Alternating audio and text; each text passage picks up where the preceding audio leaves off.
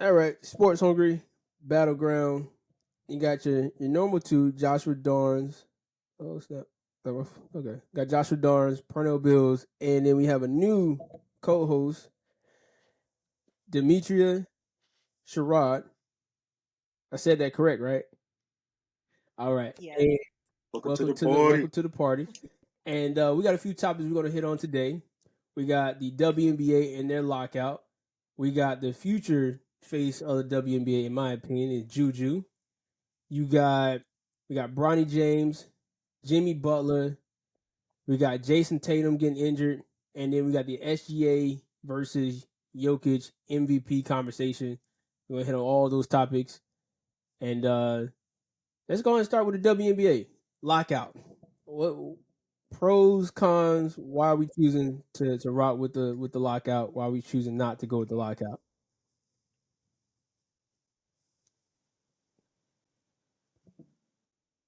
I think anybody who's saying that the lockout is dumb is only saying that because they've never been in that position. Homie said it earlier, and I was like, "Thank you." You know, I, I can take it somewhere, but I'm not going to take it that far. So I'll just simply say this: the WNBA has been in a certain position for so long, and now they are here. We were talking about it earlier. These girls have notoriety. These girls had notoriety 2, 3 years ago when they was in college. NIL has shifted pro sports to an entirely different avenue, and as far as a relationship from college to pro pipeline, the WNBA has to respect these women's notoriety.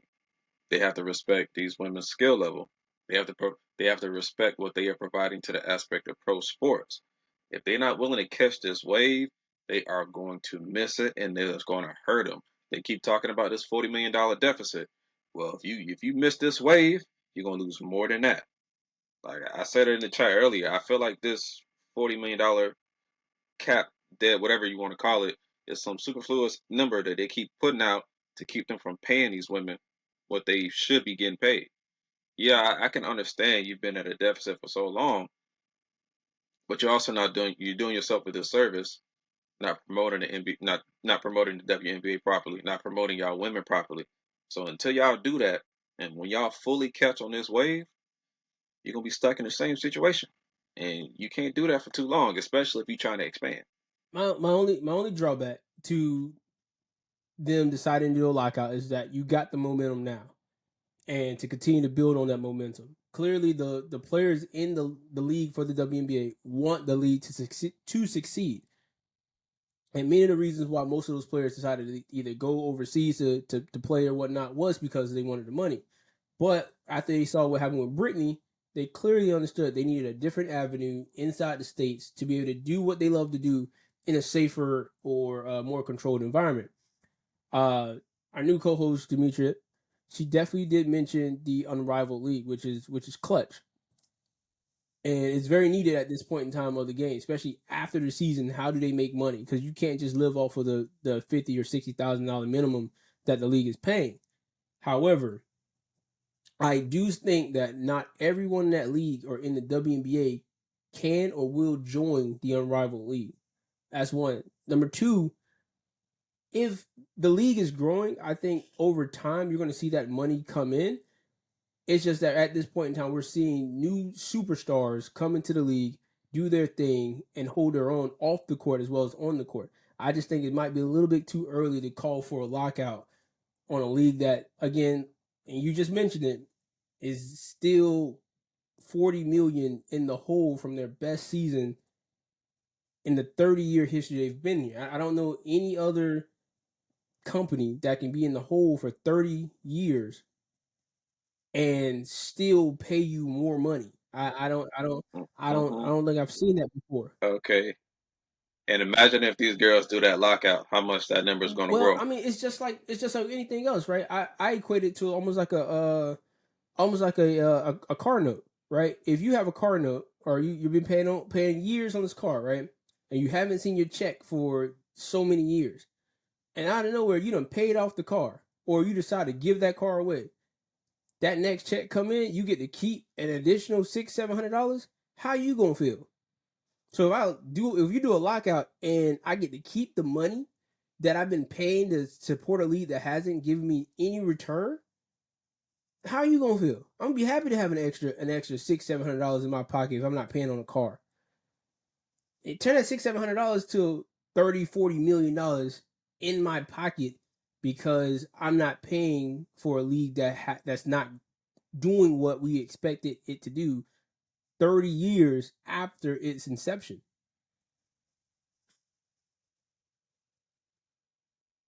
That is a wonderful. It is. It is. That's a wonderful analysis, except for that these women, their value does not depreciate when they step off the You lot. Their value continues to go up every single year. And if you miss that, this isn't just something that they bought. This is a pure investment. That's what when GMs and owners they draft these players, they're making an investment you're on these right, but players. And you're expecting those players to get better and the product to you get are better as the years grow. So if you miss this, that $40 million deficit that you have invested into, you can't just let that go. we're only An investment is not we're something only that you can talking about just you have to wait for its stock to that's rise. $40 million this season. This league has been here for 30 years. So we're not just talking about $40 million That's this cool. season. Like that's They, $40 million in well, the cap 2024. for the NBA cap just went up 10%, and they don't make no money based off their How much views. you said So NBA? if they can do that, they can fund whatever this WNBA mess is. You're right. The NBA has been doing they've been funding the league as well. And you're 100% right. They can continue to pay for the league. But they're not saying they're not going to pay for the league. All they're saying is that okay, all I'm saying is if you decide not to play and do a lockout and the people who've been paying for a league to give them a return on investment see that their greatest return on investment is if they shut the league down, why would I continue to pay that? If you're showing me that I have greater value for you not being here. Okay, cool. So you, so 30 years of investment, and somebody takes it and grows it within 2 years. How do you feel about that? How do I feel about that? Um, I'm probably not gonna feel too bad, especially where I'm sitting at, the position I'm sitting at. Because think about this: the NBA currently they're battling on multiple fronts at this point. There's been news about a potential NBA Euro League that they're trying to start up. There's the news about LeBron James' friend Maverick Carter starting an international basketball league. You have the Australian basketball league going on right now, right? The sport has grown so much globally that the NBA itself can't contain it all together, even if they're trying. So if you're getting competition from over international, as well as you're not seeing a return on the only other true investment you have in terms of basketball wise for the American game, which is the WNBA. Why would I if I'm getting to shut that down and I can go ahead and put investment into us possibly going to Europe to have a league, to have an investment into that international basketball league that Maverick Carter's trying to start. I don't know if I'm saying his name right, Maverick Carter. I don't know why I think his name is Maverick Carter, but um, is It's Maverick? Maverick, Isn't that his last name ain't Carter? Is it? Because something I like feel like that. that's Jay-Z's last name, Maverick Carter or something. I don't think it's Carter. One of them jokers Carters. Carter 3, whatever. But that's here nor there. At the end of the day, I'm probably gonna save more money. I think I'm saving more money if I decide to shut the league down, even if they don't. Even though they're not intentionally trying to shut the league down, the players are trying to shut the league down. And until we've had Caitlin Clark, and No, they're not. The players are not trying to shut the if league you're doing a down. lockout, are you not shutting the league down? No, you're just doing a lockout until they get what they want and then they'll come back. So it's not that they're shutting the league down. NBA have done it. NFL has done it. MLB has done it. But I feel like Yeah. they've done it from a different stage of leverage. We've seen the NFL when they decided not to play. That's what I'm saying. The product. You see what these women are becoming is coming directly. these girls can stay in college and make I more think they money. should stay in college. Well, Yeah. they technically have to. They have to do 4. I think they have to do 4 years before they can come out. No, they do. That's a That's great not a rule. That's a thing. great They rule. do. They Great rule. have to stay. The 4 years It's a great is rule. mandatory. So I can stay in 4 years in college and make more money than some pro ballers. That I mean, Rachel is, talks about that all the time. How she was making like millions in college and then took a pay cut to be in the WNBA. And I think I'm she a earns more pro. than gold. So That's there's words that I can't say right they're now. valuable now. I hate to say that, but the women are valuable now. So they have that leverage. That is the leverage. The talent has gotten tremendously better. Now there's hype. So it's like either this is actually the perfect time for them to do something like this because now people are buying the tickets. They want to go out and see their favorite professional women's basketball players. So if they don't do it right now, they're going to just get away with not paying them anything and profiting off of them. They done already expanded it. I think they're creating 2 more teams now off of the past 2 years that they've been getting hyped in the WNBA. They got the money. They got it. If they can expand and create 2 other franchises, they have the money. They just don't want to give it to them. So they got to do something, to put their foots on their neck and shit. I mean, sorry. And so, Okay. Like I said, that 40 million, a part of me doesn't. Like I said, that looks like very governmenty kind of talk. It looks I would very I would say government the wise. players Like they're using it as a ploy the to just players say, yeah, we see what you're doing, but we don't know if we can quite the, the give you players what you should need request or want, or in this case, the really players should need. request an audit of the for the financials just to get the double check on what that money really looking like and where the money's truly going. I do think the expansion is another reason why I do think the expansion is a reason why you should definitely, that is a support to them having the lockout. My only thing is I just don't want to see them doing a lockout and that audience starts to disappear. But again, that's just a thought I have about a league that's growing, and I don't want to stop that growth. hey, it's a risk they're gonna have to take. It's a risk they're gonna have to take, in my opinion. I feel like they should go for it. Hey, shoot, they'll just lose all the hype then, but it's worth a shot. Like you said, if they Yeah. really bout it, I would say if I'm the owners, do it, Mhm. I'm the do it, yeah. do it. But If we'll I'm the see. owners, I'm telling them to do it. We'll If see. they feel like you feel, come out and say do it. Yeah. Otherwise, pay them what they want. Yep. With the expansion, what other cities should they look at to? Miami. I'm surprised they didn't have a team. They used to have a team down there, but I said, didn't they? yeah, in Miami they did. I forgot what it was Okay, called. I know they had one in Miami. I definitely And remember one. had one. Orlando had Oh, one, but I mean, Orlando don't have people coming to the Magic game right now.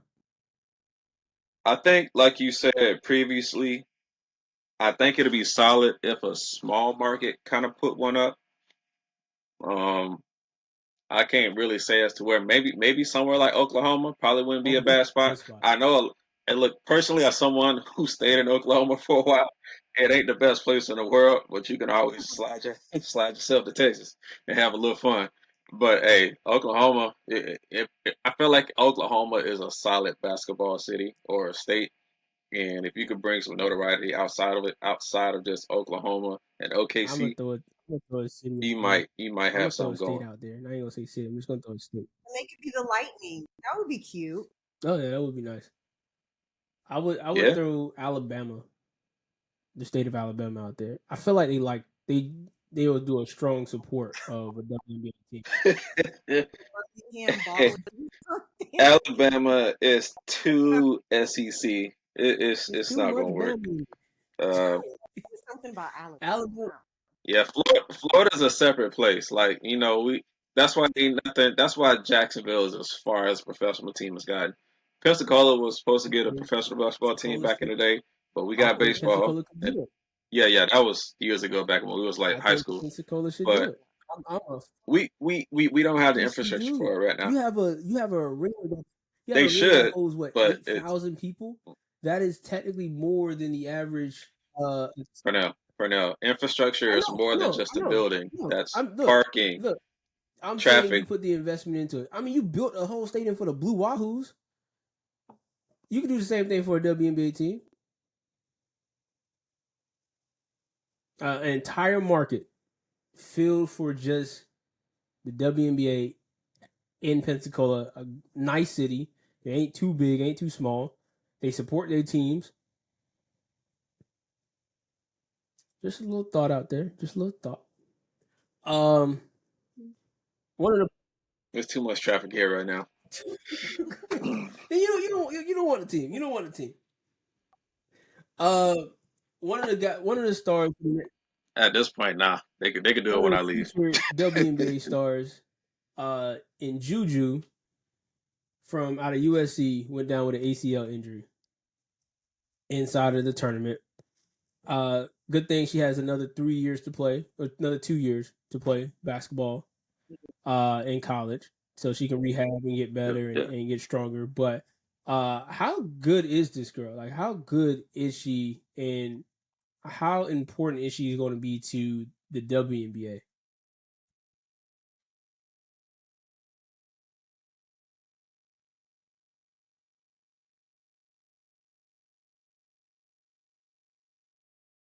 I almost said something stupid, so I ain't gonna say that.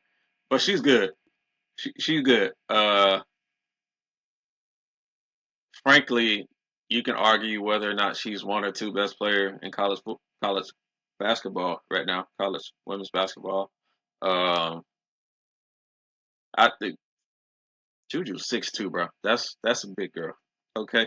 So your average woman is like 5'8", 5'8ish, and that's tall. I think it's more like 5'6". So you get someone 6'2" coming With into the hands. NBA, she's gonna be a force to reckon with, especially if her game keeps growing. Um, which it her will. loss, yeah, it will. So her loss to especially in the heat of the tournament They is went from big. being, I think it was, This is the I think they reason. went from like plus 900 to like plus 2,200 on the betting lines just off of that. I was like, God, dog. Yeah, Yeah, and she's pretty much the team. I mean, that's what it's looked like. I'm just saying that's what it seems no, like no, his plan has been, yeah, is that he is the team. But what I also was gonna say is that Kiki is also an extremely big part and plays a hmm big role in that too. I watched her last year when she played with Cameron Brink at Stanford, and let me tell yeah, you something. Girl dropped like 42 in in the um in the NCAA conference last year. So she's not no chump. They got, another heavy hitter to play alongside Juju. And I feel like she's gonna step up to the plate. I mean, when Juju went down, I unfortunately I didn't watch that game because I was sleeping and it was just way too late at night. I found out about it the next day. But they did win the game, and I think Kiki had like 33 points. And honestly, people are like, oh, Juju went out and everything, and USC is done for. I'm not saying they're going to make it to the Final Four, and I'm not saying they're going to win it all. But I will say they are still going to have a fighting chance. I do not think yeah. simply because they lost Juju that their whole team is just going to fall apart. I really don't think that's the case. But I think people are sleeping on Kiki a little bit.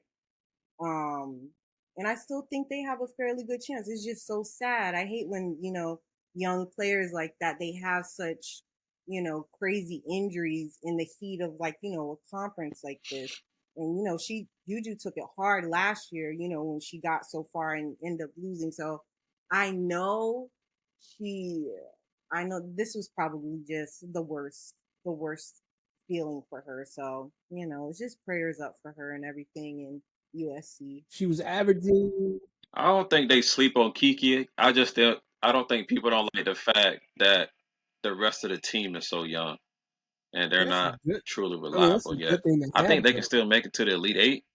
I just don't know if they're getting past that. That's good to have, though. A young Yeah. team with the girl with Juju. Mhm. Yeah, Yeah. I mean, Juju right now, what she was averaging Oh 24 yeah, points yeah, a most game, definitely. 7 rebounds, 4 assists. She might get Yeah, player of the she year if is they keep solid. doing She's 6'2", Kiki's Hmm 6'3". That's a big two group. it. Hmm. Yeah, No, no, they got a yeah. squad. They got some size on their screen. And it'll be good for the youngins to like kind of see this adversity so early. Yeah, So, if something like this happens, they know, hey, I guess I got to step up this game and things like that. So it's all a learning process. I think the I indeed. think the tough team they'll if they get past Kansas State coming up, I think they got Kansas State in 3 days. I think Yeah, they start on Friday playing the games and stuff. I still got South Carolina. Mhm. South Carolina's taking all. I don't That- care. Yeah, I mean, I love all the teams. I've been watching all the teams equally, and I don't know. SC is just one of those teams that's a true team. They are a true team through and through. They all have like the whole lineup straight ballers. They could all be stars on their own individual teams, but it's like the way they're so selfless and the way they share the ball. That's always gonna win championships. I don't they care. It's know. always gonna win. They're always gonna win.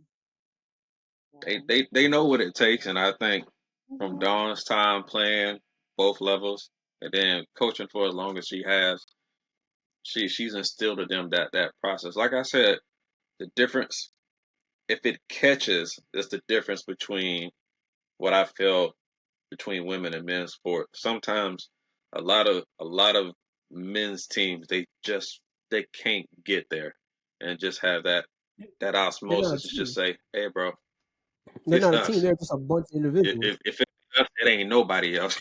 you know? Most of the most of the Yeah. I can't play with a bunch I can't play with people like that. but also I think the difference between the men's game and the women's game is the fact that you have to stay in college for 4 years. Like that's a huge difference. If you imagine the men's game and you're telling these freshmen you got to stay here for 4 years with this team that you have. At this point in time, you're gonna build that camaraderie. You're gonna build that entire that unity that you need. That we're seeing that South Carolina has, USC has it. Like LSU when they went on a run, like they all have a team that is built to win a championship instead of just win for the season and run out of. Like think about it. St. John's for what Paterno, whatever his name is, uh, basketball coach Rick Pitino. Yeah, You like know. imagine him keeping all his guys for another 3 years. That's a whole different squad at that point. Honestly, you can just look at UConn. People wonder why UConn ran through people like they did. It's because that team had played together. They knew each other. That's the difference. Like I feel like at some point, I don't know if it's gonna happen soon, they may mandate a 2-year minimum. I'm not gonna say that there's something that they will do, but I wouldn't be The surprised if it NBA may happened. require it. 'Cause that's Just to Oh, get better that's product. when that's the only that's who makes the minimums. It's not the college Maybe. game. It's the pro game. They're like, look, you can't be here unless you get to a certain age, and Yeah. then we'll bring you into the league. I know back then players who came in at 18, they were legit, but now everybody who's 18 playing really good basketball, who's quote unquote is a 5 star, think they can make it to the league the next year, and then you end up falling that's yourself in the G League because you're not that good. You can be the average player. yeah. I think they should have some sort of standard for that because I feel like that's kind of like why the NBA is not going to fall off, but I feel like that's probably why it's just not as I don't know how to explain it. There's just not that like spark anymore about the NBA. Like when I watched it when I was a kid, there was just something about it, but now it just seems so. The Like, game meant more. I feel like the only sports that have kind of maintained that, or it's merely because they made a difference, is frankly hockey and baseball. Mhm. Hockey has become something that it's become a lot more popular, maybe because it's cross demographics. But in baseball, I think probably it's because they fully welcome the Latin aspect of baseball. I don't know, but there's certain rule changes. It's brought a certain One, excitement. Football and basketball have hockey's become a way very too. niche sport for one. It's not exclusive enough. The NBA No, isn't exclusive enough no, no, anymore. no. I think it's because it's become way too social Yeah, media that's centric. another thing. Yeah. People think I want to get famous more than I want to be a great player. You No, think so? yeah, Oh because yeah, most of these oh kids are yeah. playing. You can see these the reason these kids looking for an You NIL shouldn't be looking deal. for NIL deal in high school at all in the first place. Like unless your parents really need it, I guess. But for the most part, I heard someone say they need to go back to getting guys who family lives in like a 1 bedroom with eight kids or whatnot. They need to go back to finding kids from there. Yeah, the no players from the Yeah. hood in the NBA. That Anthony Edwards was a Look basketball. here, we starting to ooh sound real post Hey, Jim look, Crow. Oh, I need my son. I need my boy out of single parent home. I Whoa, mean, hey, look, whoa, Deion whoa, Sanders from the whoa, same wait thing, there. though. I like my double parent. I just want somebody who Deion Sanders, hungry. that's where the hunger comes from. They got to get their family up. They got you to know, get their family they out can the shoot. hood. I feel that. I really do. But some You people gotta go just find that got kid it. who playing in the rain, Yeah, in the cold, in the rain, just still shooting right. with a wet basketball that he found on the street. You gotta get that guy. These kids don't do that, bro. I mean, They don't. They don't touch at grass all. anymore. Barely. If it ain't perfect conditions, they ain't playing. True. Yeah. Exactly. This generation is But so different.